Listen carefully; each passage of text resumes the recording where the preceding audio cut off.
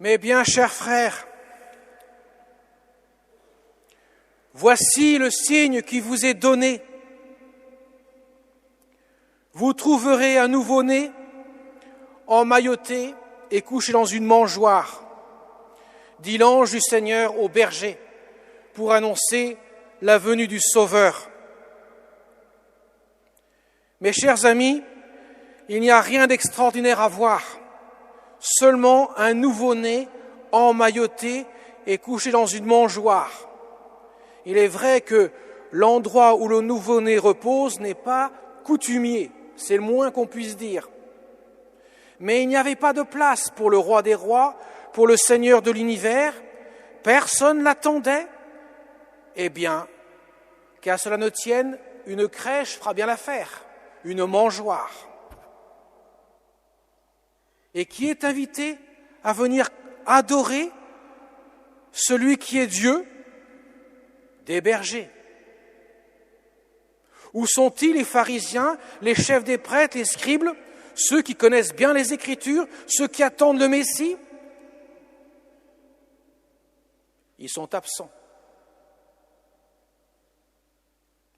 Simplement des bergers. Et que font les bergers? Ils partent en hâte pour aller adorer, se prosterner devant l'enfant de la crèche. On a l'impression que Dieu vient de manière soudaine, inattendue, alors que ça fait 1800 ans qu'il a préparé son peuple avec Abraham. Un peuple dans lequel le Messie devrait venir. Le Messie qui est le Sauveur, qui vient sauver l'homme de sa condition mortelle, conséquence du péché, qui bien sûr ne laisse aucun espoir. Le péché a comme conséquence la mort. Et nous en ferons tous l'expérience, tôt ou tard. Mais Dieu ne peut se résoudre à laisser sa créature, celle qu'il a créée à son image, à sa ressemblance, il ne peut pas la laisser dans la mort. Il l'aime plus qu'elle s'aime elle-même. Il aime tellement qu'il n'hésitera pas à se faire homme. Lui, le Fils éternel du Père, qui n'a ni commencement ni fin, lui daigne s'abaisser dans l'humanité. En se faisant pleinement homme, ça veut dire avec un corps et une âme humaine. Lui, le Créateur, daigne s'abaisser dans la créature pour qu'un jour la créature puisse rejoindre le Créateur avec la grâce qu'il lui donne. Mais Jésus prend les moyens les plus appropriés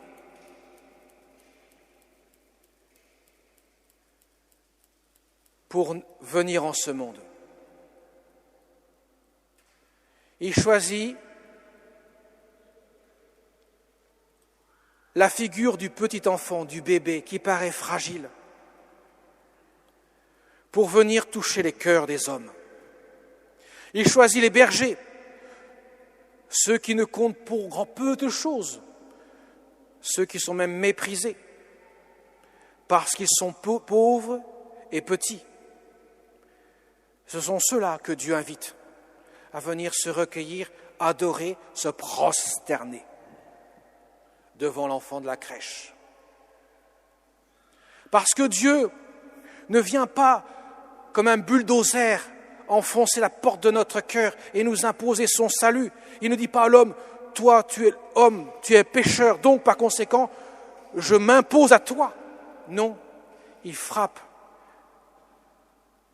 par la douceur la porte de notre cœur et il propose son salut.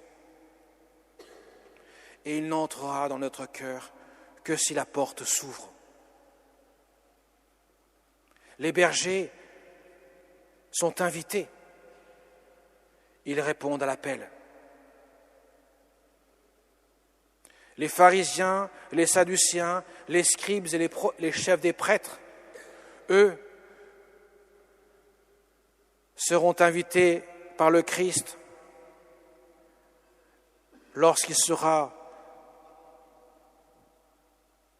en train de prêcher aux foules et ne croiront pas, malgré l'abondance des miracles. Ils seront absents.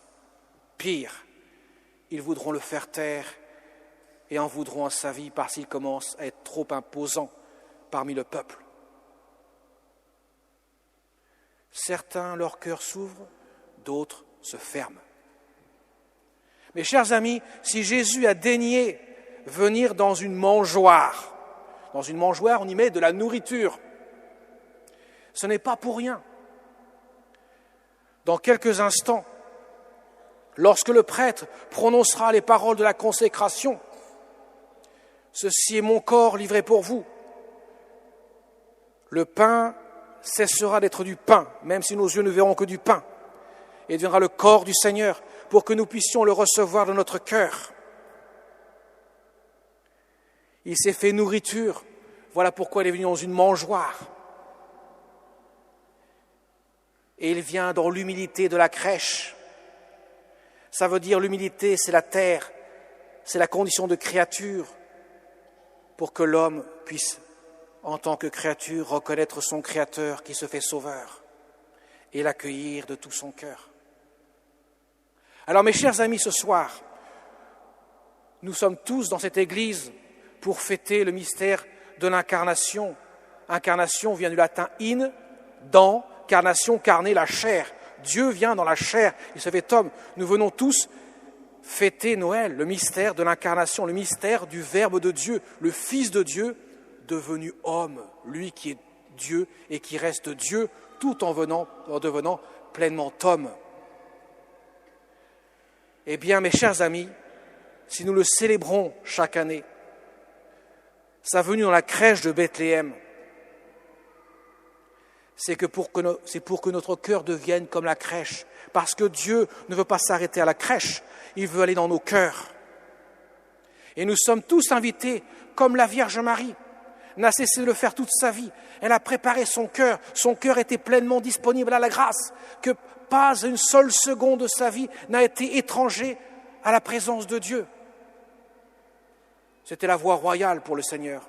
Son cœur est comme du beurre, il rentre sans aucune difficulté, au contraire, tout est prêt pour lui. Voilà pourquoi il nous l'a choisi comme mère, pour sa propre mère et pour être notre mère à tous, pour que nous puissions lui demander son aide, qu'elle nous aide, nous aussi, à l'accueillir de tout notre cœur. Car Dieu n'enlève rien, il donne tout.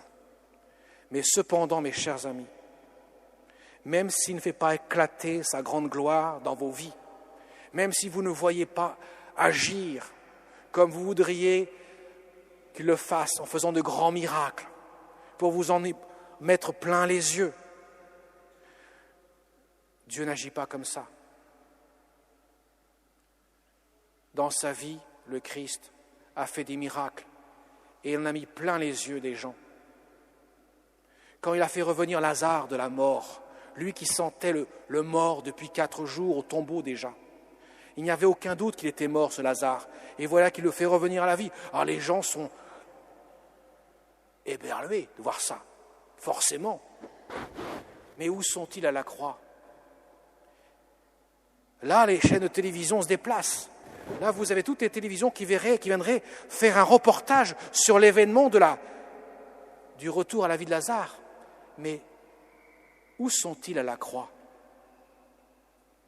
Il n'y a rien à voir. Où sont-ils à la crèche ? Il n'y a rien à voir. Un bébé, il n'y a rien à voir. Circuler. Parce que ça ne se voit pas des yeux. Ou du moins pas les yeux de chair, mais les yeux du cœur. Voilà pourquoi il faut demander son aide à la Vierge Marie. Nous la chantons, nous la prions. C'est notre Mère du ciel, parce qu'elle est à même de préparer nos cœurs pour que Dieu puisse y venir, y séjourner. Pour que nous puissions connaître le bonheur d'être aimés de Dieu et d'aimer de l'amour de Dieu. Amen.